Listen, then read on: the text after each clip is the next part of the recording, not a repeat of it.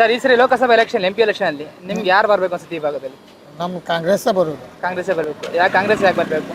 ಕಾಂಗ್ರೆಸ್ ಚಲೋ ಕೆಲಸ ಮಾಡ್ತಾ ಇದೆ, ಚಲೋ ರೋಡ್ ಗಿಡ್ ಮಾಡ್ತಾ ಇದೆ, ಜನಕ್ಕೆ ಸಹಾಯ ಆಗ್ತಾ ಇದೆ, ಬಡವ್ರ ಮಂದಿಗೆ ಸಹಾಯ ಆಗ್ತಾ ಇದೆ, ಮತ್ತು ರೊಕ್ಕ ಬರ್ತಾ ಇದೆ ಅವ್ರಿಗೂ. ಈಗ 10 ವರ್ಷದಿಂದ BJP ಬಂದೈತಿ, ಏನು ಕೊಟ್ಟಿದೆ?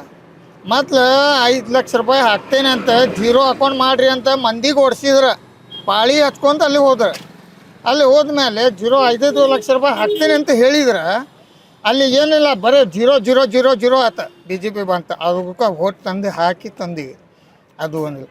ಮತ್ತು 5 ವರ್ಷ ಮತ್ತೊಂದು ಸಲ ಗೆಲ್ಸ್ಕೊಂಡು ಬಂದೀವಿ, ಅದು ಹೋಯ್ತು. ಈ ಸಲ ಕಾಂಗ್ರೆಸ್ ಬರ್ತೈತಿ, ಎಲ್ಲ ಕಾಂಗ್ರೆಸ್ ಬಂದ ಮೇಲೆ ಎಲ್ಲ ಚಲೋ ಆಗ್ತೈತಿ ಅಂತ ಅಷ್ಟೇ. ಸರ್ ಕಾಂಗ್ರೆಸ್ ಕಡೆಯಿಂದ ಅಂಜಲಿ ನಿಂಬಾಳ್ಕರ್ ಅಂತ ಕೊಡಿದ್ರಿ ಸರಿ. ಅಂಜಲಿ ನಿಂಬಾಳ್ಕರ್ ಅಂತ ಗೊತ್ತಾ ಅವ್ರ ಹೆಸರು? ಗೊತ್ತು. ಹೆಂಗೆ ಕ್ಯಾಂಡಿಡೇಟ್? ಒಳ್ಳೆಯವರ? ಒಳ್ಳೆಯವರು.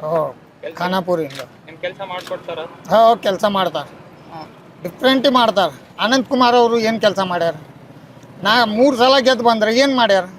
ಎಲೆಕ್ಷನ್ ಒಂದೇ ಸಲ ಹೊರಗೆ ಬರ್ತಾರೆ ಅವರು. ಎಲೆಕ್ಷನ್ ಆದಮೇಲೆ ಮನೆಗೆ ಹೋಗಿ ಕುಂತ್ರೆ ಮತ್ತೆ ಹೊರಗೆ ಬರೋಂಗಿಲ್ಲ ಅವರು. ಅಲ್ಲೇ ಮತ್ತು 5 ವರ್ಷದ ಮೇಲೇನೂ ನೋಡೋದು ಅವ್ರಿಗೆ.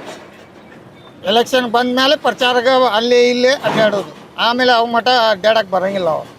ಎಲ್ಲ ಹೊರಗಡೆ ಬರೋಂಗಿಲ್ಲ. ಏನೇನು ಡೆವಲಪ್ಮೆಂಟ್ ಬೇಕು ಸರ್? ಇವಾಗ ಏನು ನಿರೀಕ್ಷೆಗಳೇನಿದೆ ನಿಮ್ಗೆ, ಏನು ಬರಬೇಕು ಅಂತ?